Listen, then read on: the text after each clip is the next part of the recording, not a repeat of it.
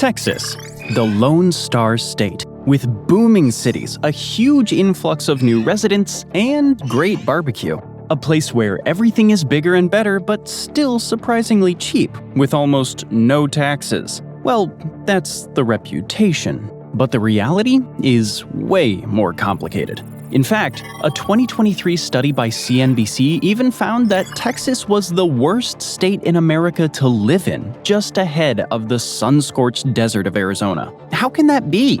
Let's take a closer look at the truth about Texas no one talks about. We'll start with some basics: the weather.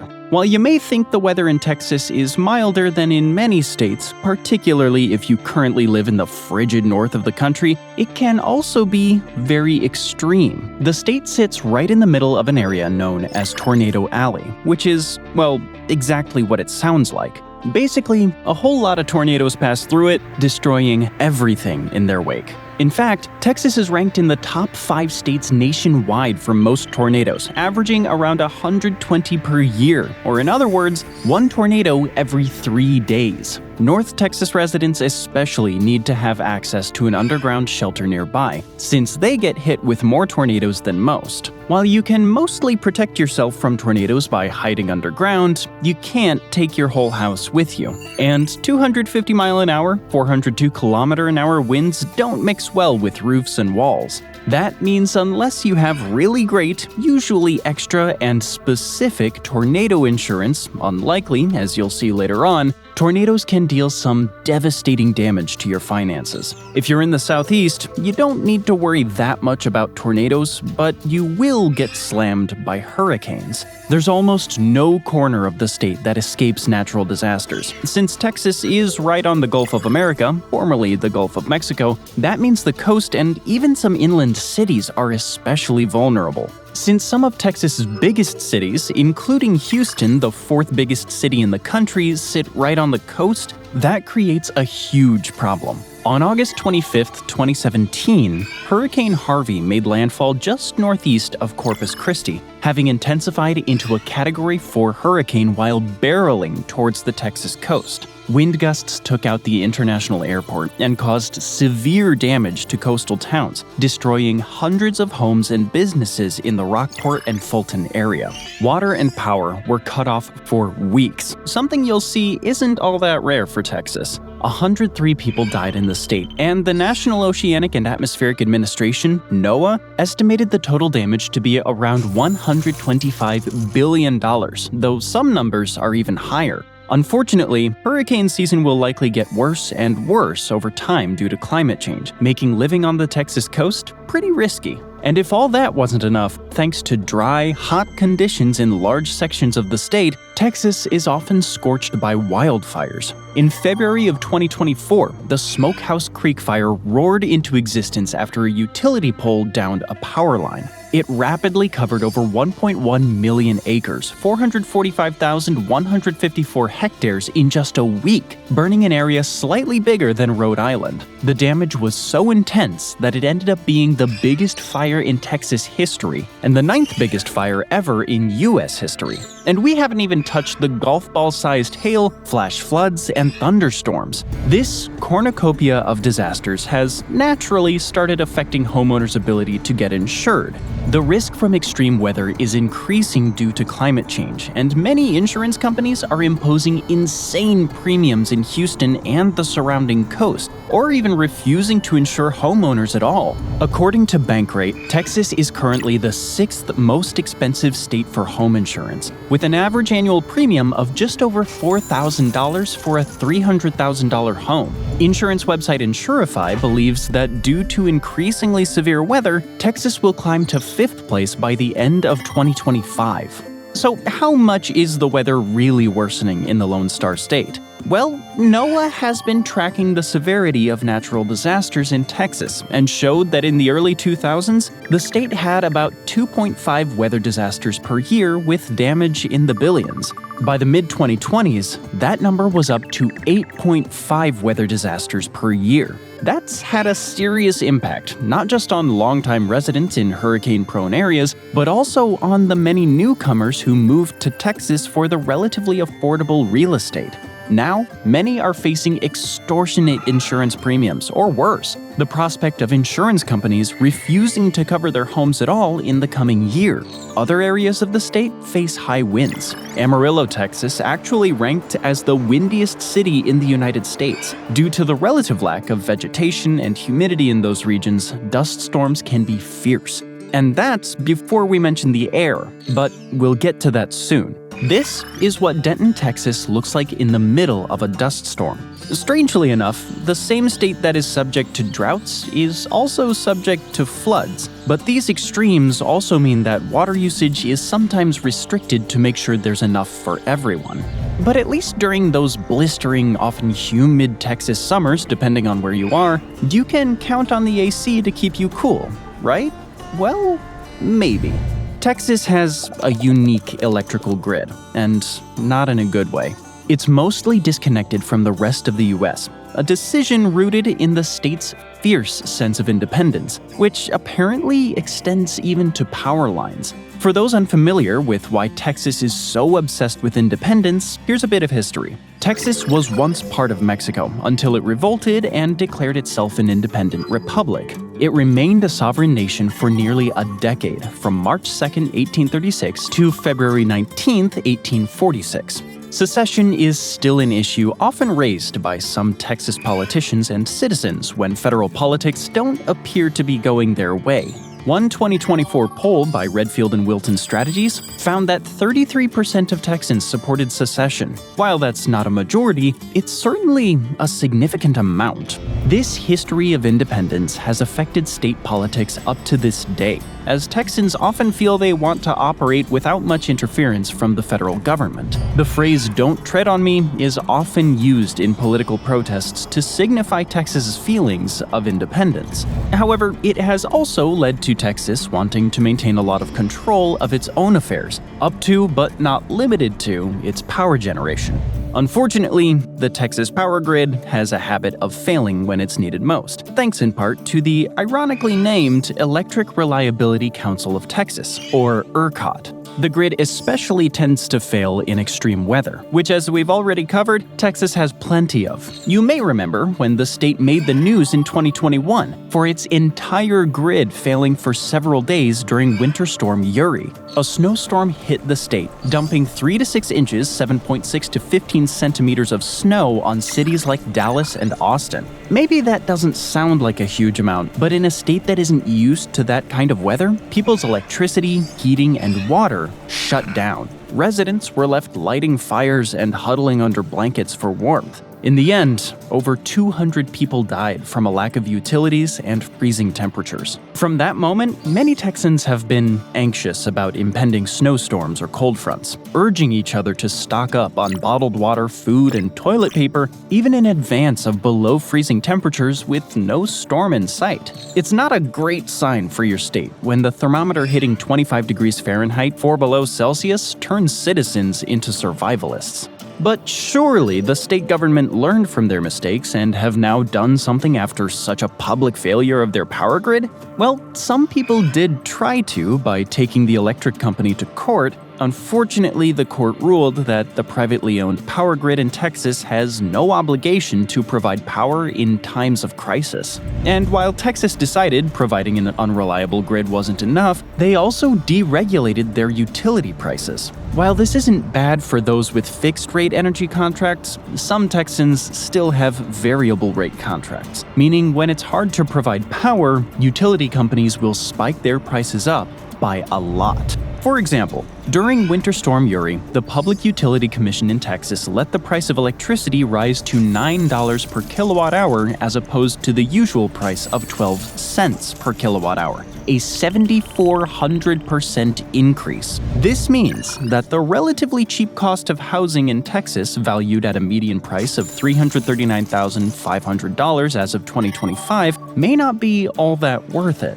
But let's pivot away from the big picture issues with Texas for a moment to focus on something smaller, much smaller. And that would be the Texas state bird, as some locals nickname it, also known as the cockroach.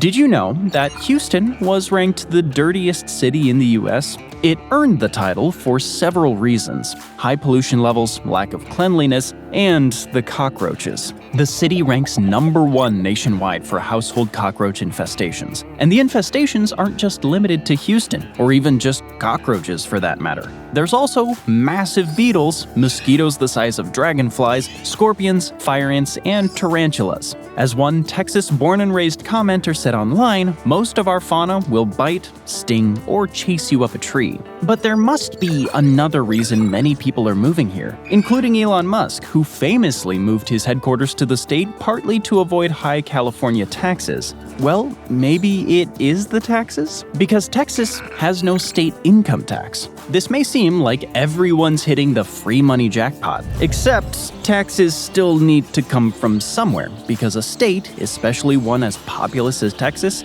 still needs to function. So where does the money come from? The answer is property taxes. Texas has some of the highest property taxes in the country, with a median of 1.67% and an average of 1.9%, compared to the US median rate of 1.02%. That means the median annual Texas property tax bill comes out to just under $4,000, as opposed to the nationwide cost of $2,400. But that's not the only high tax the state has. It also has one of the highest sales tax rates, amounting to 6.25%. Some local municipalities also add up to a 2% surcharge on that, meaning that there are areas in Texas where you can end up paying 8.25% in sales tax on almost every purchase. That makes the statewide sales tax rank 13th across US states, though that doesn't account for the extra 2% many local areas and businesses impose. So even though there's no state income tax, people may not end up saving much at all by moving to Texas, thanks to all the other hidden costs. Not to mention the high property taxes being allocated to almost everything a state tax would generally be used for, creating other problems, mostly with schools. In most of the US, property taxes fund the local public school system.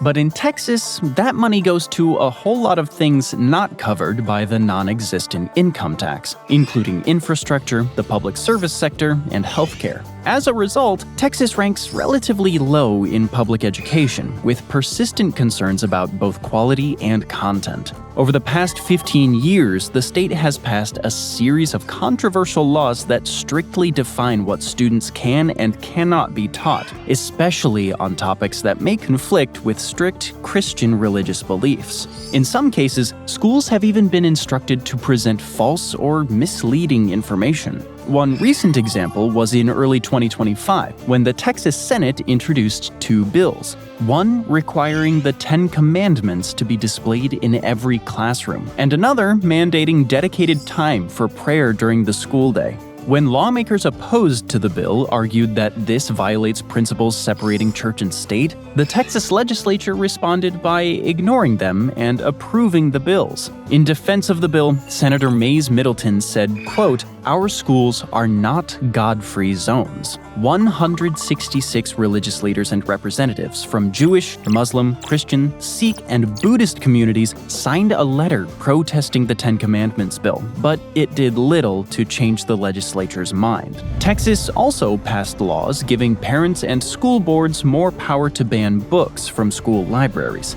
They emphasized that this was simply to prevent books that include profane content. But many educators fear that it will actually ban books that include any content relating to gender and sexuality that might be interpreted as going against Christian principles. And they have good reason to fear that, considering that Texas has also banned DEI initiatives across the state education system. This includes outlawing any training or programs that reference things like race, ethnicity, gender identity, or sexual orientation, which many are wary will make life more difficult for students and educators from minority populations. One truth often echoed by Texas residents is that while the state can be a welcoming place for Christian believers, it can be much harder to navigate for those who aren't religious or aren't Christian at all. This is especially true outside of the major metro areas. PEN America found that Texas ranked 3rd in the country when it comes to banned books, with 12 districts having banned a total of 538 books.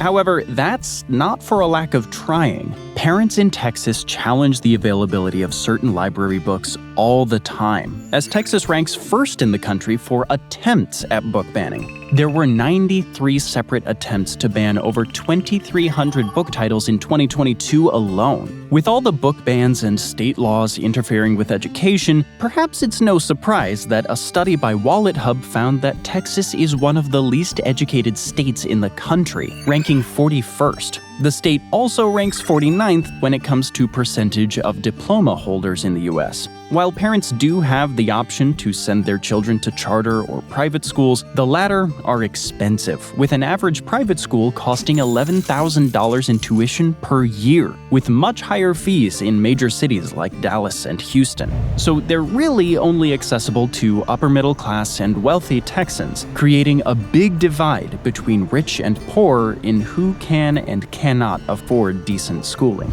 Charter schools are free, but have problems of their own.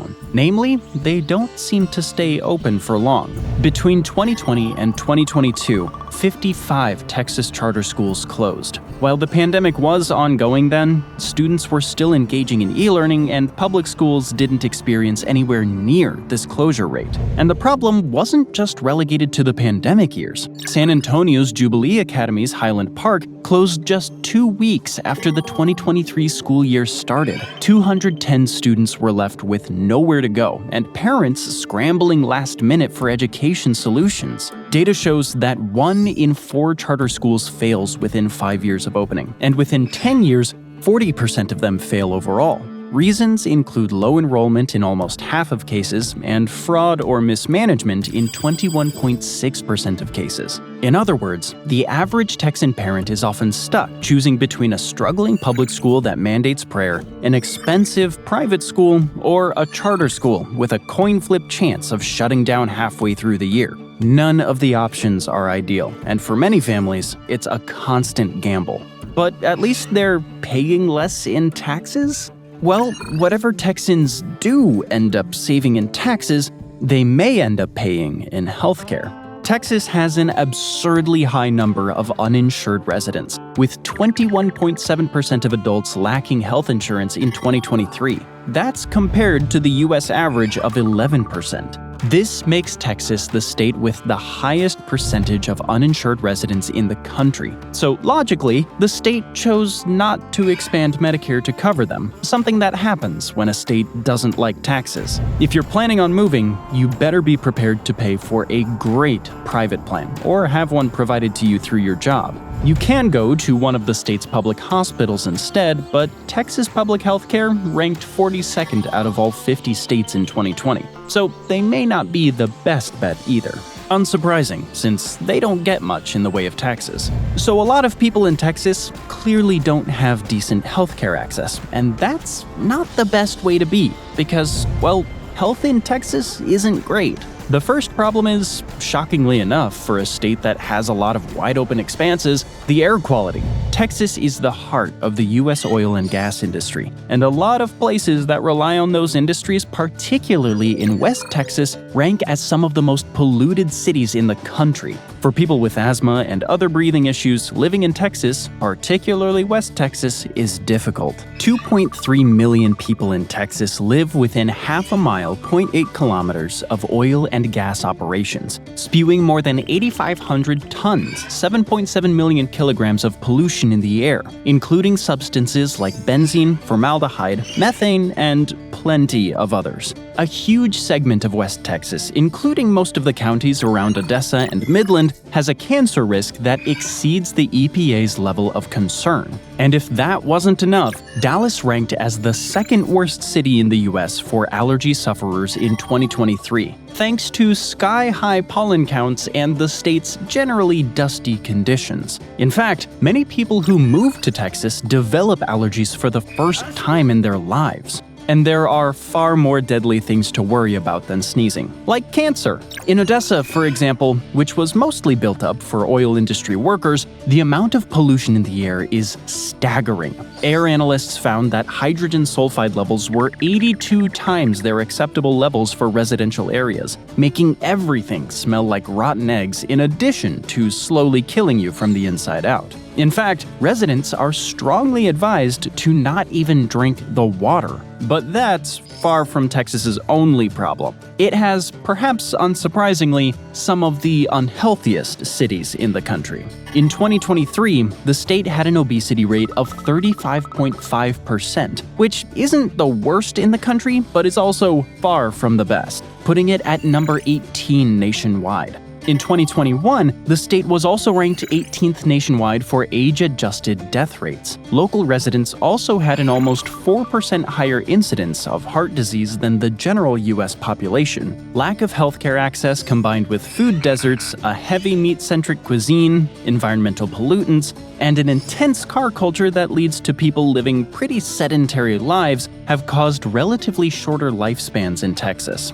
Residents live an average of 76.5 years, as opposed to the U.S. average of 77.4 years. Speaking of car culture, there's one expense most Texans can't avoid: owning a car and paying for gas. Even in massive cities like Houston and Dallas, public transportation options are limited. As a result, 93% of households in Harris County, where Houston is located, and 95.4% in Dallas own a car, placing them among the highest car ownership areas in any U.S. metro area. In contrast, major metropolitan areas like Chicago and Washington, D.C. only had 72.5% and 62.7% of vehicles with car ownership. That's not reflective of an income discrepancy between the various cities. Instead, it highlights the inability to get around Dallas and Houston without a vehicle. Since Texas was mostly developed after the car came into common use, even the big cities are pretty car-centric. While you can get around by bus, it's not the easiest thing to do in the state's sprawling metro areas. Subways are non-existent, and the light rail systems serving areas like Houston and Austin don't entice too many locals. The good news is gas in Texas is usually pretty cheap thanks to the state producing a lot of it locally. The average price at the pump is $2.76 per gallon versus a nationwide average of $3.18 as of late May of 2025. The bad news is that Texans still end up burning through a lot of gas, so much so that any savings at the pump can quickly be wiped out by how much time is spent idling in traffic or driving long distances. And forget about walking as an alternative. In many big city neighborhoods, it's almost impossible to get around on foot. Urban and suburban areas are so car-centric that crossing a main street might require walking hundreds of feet just to find a safe intersection. In fact, some main streets don't even have sidewalks. Not to mention, since Texas is the second biggest state in the country, the distances from one place to another are often enormous. So Texans absolutely need a car, and preferably one that can handle the horrible weather conditions and less than great roads in the deep country to get around the state. As you might imagine, in big cities where getting around by car is the only option, traffic in places like Houston, Austin, and Dallas can be intense. Gridlock has become a severe problem, with Houston now ranking in the top 10 cities nationwide for traffic during rush hour commutes. The average commute in Houston was 29.8 minutes, just under Los Angeles at 30.1 minutes. Notoriously one of the largest and most congested cities in the country. The average commute in Dallas was slightly better, but not by much, at 27.8 minutes. Though the state and city governments assure Texans that they are working on great public transportation initiatives, most Texans would like to see it to believe it. And it does nothing to change the fact that traffic right now is a nightmare. This all sounds like a bad state of affairs so far, so why aren't residents doing anything about it? Surely they can vote for the change they believe in. Many Texans are perfectly fine with how things are going, and those who do want to change state regulations and laws with their vote may have a tough time, as Texas has been leading the charge in voter suppression laws. Texan Senate Bill 1 was introduced to make life more difficult for many Texans who wanted to vote. A series of hoops were put in place for those who want to vote by mail, and help for people with disabilities or language barriers was severely restricted, which some people argued targeted specific political demographics. Unfortunately, Unfortunately, the bill became a law in 2021. However, a federal judge ruled parts of it illegal since they violate the Voting Rights Act. Though there are certainly a lot of advantages to living in Texas, many people are unaware of the hidden costs and realities of life in the state. Thanks for joining me today. I hope you enjoyed the video, and if you want to see more videos like this, then please consider subscribing and turn on notifications. It really does make a difference. Thanks again, and I'll see you next time on MatPack.